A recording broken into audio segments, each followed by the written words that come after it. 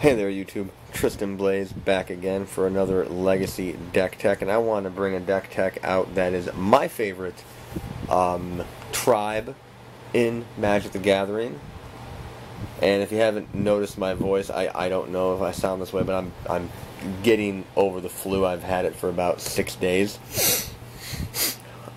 So we do a deck tech on Slivers, 4-color Legacy build that is basically just like playing Merfolk, but you run 12 Lords. So we're going to start out with our 4 copies of Hibernation Sliver and Crystalline Sliver. Now, this is one of the reasons why I run black. Crystalline is great to protect against basic targeted removal, swords, lightning bolt, things of that nature. Hibernation is mass removal. That's when you come into stuff like Toxic Deluge, just mass removal spells, Terminus. That's where Hibernation comes in, because you just pay your 2 life, and whatever sliver you need, you just kind of pop back in your hand so you can replay them later. Now we stumble into the 12 Lords of the deck. The curve on this deck is very, very low. On like game 1, you're up to 2 mana, that's it, you're fine. So we have our Predatory Slivers in green, Sinews in white, Muscle in green, all +1/+1, so you have 12 Lords, which really make it hilarious to just attack and then violin, X number of Lords, and just really just mess with the combat math. And then we have our Gale Riders, 3 Gale Riders. You can go with Wing Sliver. To me, it was just, I have both. So I was like, I want Gale Riders instead, because I can keep a Vial at 2 open and just use like a land to just drop a Gale Rider if needed. So I'm fine with that. But you can go Wing if you want to. It's just, once again, personal choice. I did it that way. Then we come into our support spells. We have Aether Vial at 4. Simply because counter magic. You need the ability to get around counters. You need the ability to, if you're going to bounce everything back with a Hibernation Sliver, you need the ability to then start dropping threats at the end of your opponent's turn really quick, and Vial is just an incredible way to do that. Counter magic, I went with Spell Pierce and Force of Will. Obviously I would keep Force of Will in, depending on your area, depending on what you expect. You could go Spell Snare, you could go Daze. It really just depends on what you personally are going to expect. So, I looked at it and said Spell Pierce to me was more of a better option than anything else. And we have our basic 4 Ponders, 4 Brainstorms, just simply to draw land, or draw into spells, or to abuse our fetch lands, which we don't have many fetch lands. It's a 4-color deck. We don't have many fetch lands. We only have 4 fetch lands, and we only have 4 duals and 1 basic. We go over to the mana base. We have this beautiful full art island. Then we have our duals. We have 1 Tundra, 1 Bayou, 1 Tropical Island, and 1 Underground Sea, giving us access to the blue, the green, the white, and the black that we need. If I were to pick a duel that had to come out, it would be Bayou. Personally, the deck wants more blue than anything else, simply for things like Spell Pierce, Ponder, Brainstorm. You just want more blue. What would I replace Bayou with? Underground Sea, Trop Island would be the first 2 choices, but I decided to go with one of each instead, simply because I can. That, and I only have 1 Trop Island, but I got 2 Underground Sea, so I could do it that way. Now our fetches. Your fetches could be anything. You could go 4 Misty Rainforests and be able to access anything in your deck. You can go 4 Polluted Deltas and access anything in your deck. The way the deck is built now, I went with just a bunch of, just like 2 of this, 1 of this, 1 of that, just, why not? So 2 Flooded Strands, Polluted Delta, and a Verdant Catacombs. That was my fetch base. Once again, 4 Polluted Deltas, 4 Misties, can easily fetch all of your duels and your basic, you're fine. But if you're looking against a lot of Pythie Needles, and if they know that you kind of, like this deck really, this deck leans on fetches to get duels. I mean, it leans on it a lot. So a needle on your fetch land, if you run just that one type of fetch land, like the needle on, Polluted Delta or needle on Misty Rainforest, is literally just like crap. Now I have 4 dead cards that I can't use. And it's not like you can just brainstorm and then just shuffle them away, because you can't shuffle now unless you're going to ponder. So it's kind of like added protection, really, and that's why I do it. Moving on into our Rainbow Lands, 1 Cavern of Souls. This is a tribal deck. You need Cavern. You need 4 Caverns in a tribal deck. Turbo Eldrazi, I would run 4 Caverns. Goblins run 4 Caverns. Elf is a combo matchup, so it's a little bit different, obviously.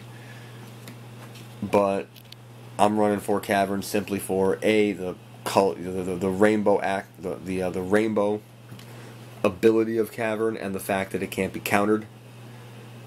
And then I'm running Sliver Hive is right now a test. It gives me access to any color mana.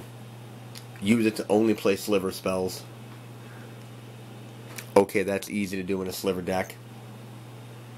But then that other ability, 5 tap, put a 1/1 colorless Sliver token into play.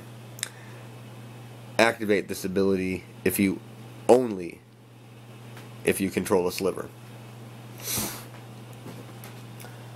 I'm putting a 1/1 Sliver in play for 5 mana. You're like, wow, that's expensive. It's there for grindier, matchups where, you're gonna lose a creature if you attack, or you're gonna, matchups where you just need to kind of like overwhelm a bit. Get an extra creature in play with a bunch of lords out. It's like, oh, you're paying 5 mana for a potential, like a 7/7 flying, untargetable creatures. It was like, oh, 5 mana, 7/7 flying, untargetable. Yeah, that sounds about right for legacies. It sounds about right. So this is your main right now. Now the sideboard is a little bit different, and we're going to get into that in a bit. But I just, personally, this is a fun deck. It's not like Goblins. It's not like Elves. It's not like any traditional tribal build. It's not really like Merfolk. You're playing Merfolk technically. You're just running a 4-color Merfolk deck with 12 lords. It's different because you need a lot of them in play. Like Goblin builds, you could come back from a Toxic Deluge. You could just go ahead and vial out Ringleader, and you ringlead into War Chief, Chieftain, Pile Driver, and okay, drop the War Chief, then drop the Chieftain, drop the Pile Driver, swing. Your Pile Driver's swinging for 8. So a Goblin deck can just easily boom, just come right back from it real quick. We don't have that ability. If you get stuck and you mass removal, they just wipe your board because you don't have that hibernation in play. You better have some creatures in your hand. You better have You better have a couple of fetch lands and some brainstorms in your hand to rebuild what you need, because it is a very, very tricky, and I'm still learning it. Very, very tricky deck. When to just start dropping lords left and right and attacking. It's not always just drop lords, pump, and attack. Sometimes you have to wait.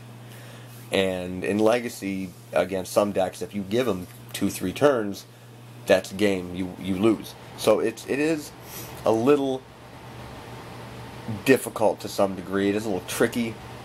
There's some subtlety, some nuance to how to play it, because you're playing the Merfolk game. You're just not playing it like Merfolk. You don't have a true name Nemesis, or you don't have the ability to just turn one of your lands into an island, and I can just island walk through everything, and okay, that's the game.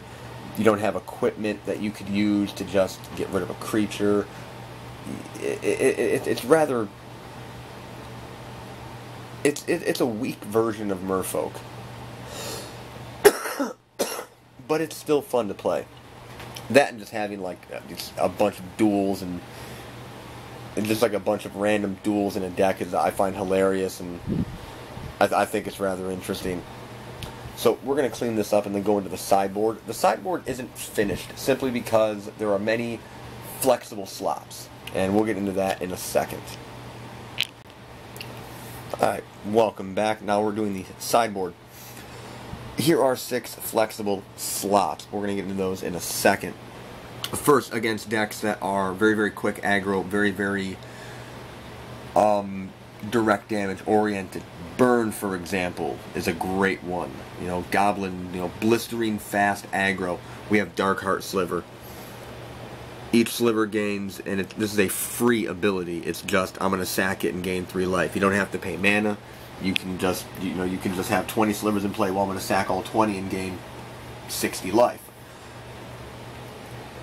This is there for quick matchups where if you can prolong the match long enough, you will eventually assemble a massively large army of just insanely just OP fucking slivers that they can't do anything against.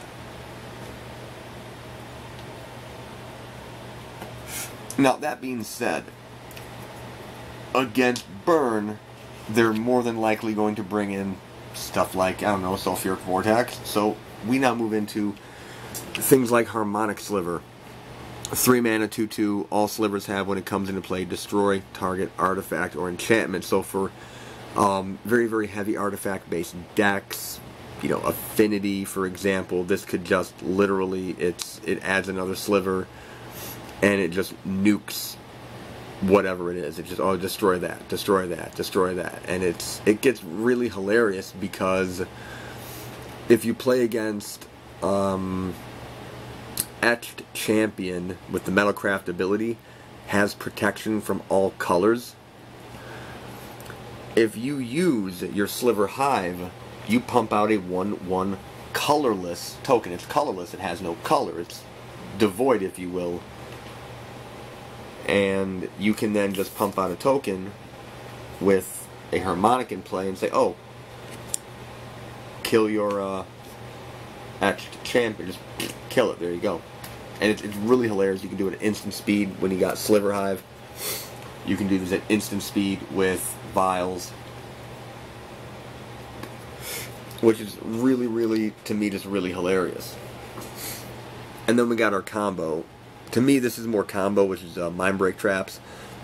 I should get 4, but I only got 3.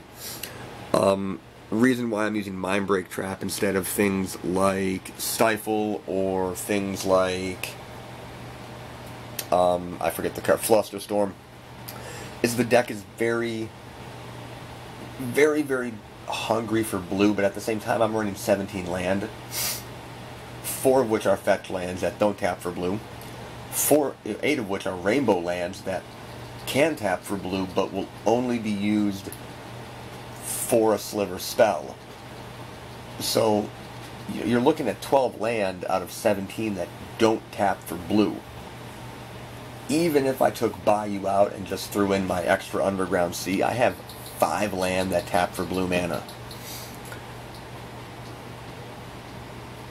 I'm personally more leaning on something like Mindbreak Trap, which is just 0 mana, just there you go, exile X amount of spells or whatever, don't care. And then just, doing it from there. If I worked on the mana base a little bit more, I could see developing more of a, maybe like another one or two basic islands, and switching out the Bayou for Underground Sea, taking 2 Sliver hives out, and then putting in 2 more basic islands, giving me a little bit more blue, and then running Flusterstorm. But right now, this is still kind of like a testing phase for me. But it's a really fun deck. I love it. I love Slivers. So now we come to the flexible slots. This is where you can have anything you want. You want Grave Hate. You can go Tormod's Crypt. You can go Relic of Progenitus. You can go Rest in Peace, because we're running white at the same time. So you can go any of those. You can go with other slivers if you want. Like, you can go with Necrotic Sliver. It's black, it's white, it's colorless. It's in our colors, and it has the ability, all slivers gain, pay 3, sacrifice the sliver, destroy target. Permanent. So what Harmonic can do against affinity or heavy artifact base like mud style builds, you can run Necrotic Sliver and just say, oh, I'm gonna make a token, and then just start sacking tokens, and then kill your land, and just you can like Stone Rain every turn. You can just vindicate planeswalkers. You can just anything with a Necrotic Sliver. You can do a lot of stuff with Necrotic Sliver. It's really hilarious, and I'm leaning towards putting them in the deck as well. You could go various other cards. I mean, possibly if you like amass a huge army, you could go with like Toxic Deluge, and then just say, oh, I'm going to Toxic Deluge the board, and then just do it to where your guys survive. You could do that. But it really just depends on how you're going to do it. You could run Blue Elemental Blast. If there's a lot of red in your area, you could go with Chill in the sideboard. You could go with Propaganda, Ghostly Prison. Don't go with Back to Basics. That's not going to be good for you. But there's a lot of like really interesting sideboard choices, which is why it's just really hard. You can go Engineered Plague. Just Engineered Plague, call Elves, call Goblins, call Merfolk, and then just run over them while they try to figure out a way to deal with the plague. But it's like, there's so much you can do, and it's like, I don't know what to put in these. I know I'm going to run Graveyard Hate, but once again, that could be anything. I can go 1, 2, or 0 mana cost Grave Hate. This deck isn't graveyard based, so Rest in Peace doesn't bother us. Leyline doesn't bother us, so we could go Leyline of the Void if you wanted to. It's just a pain in the ass when you gotta hardcast it. But it's really hilarious. I think it's just really hilarious. We have so many choices, I can't decide. But these are what I would consider to be the first at least 9 cards. I would probably go with another Mindbreak Trap. Possibly, fix up the mana base, add a bit more blue, then get Flusters. But this right here is what I'm running. Just the Dark Heart for life gain. Buffer against stuff like Burn, very aggressive, aggro builds. Buy myself time. And then Harmonic to just, I don't know, LOL all over, mud. And, white stacks and, everything else that just is heavy artifact based. So, Legacy Slivers. It's still kind of in the design phase, but like, comment, subscribe. A suggestion. Maybe this mana base will work better. Maybe this creature will work better. Always open to a suggestion on something like a Sliver deck. So, this has been Tristan Blaze, and this has been my Legacy Sliver deck tech. Peace.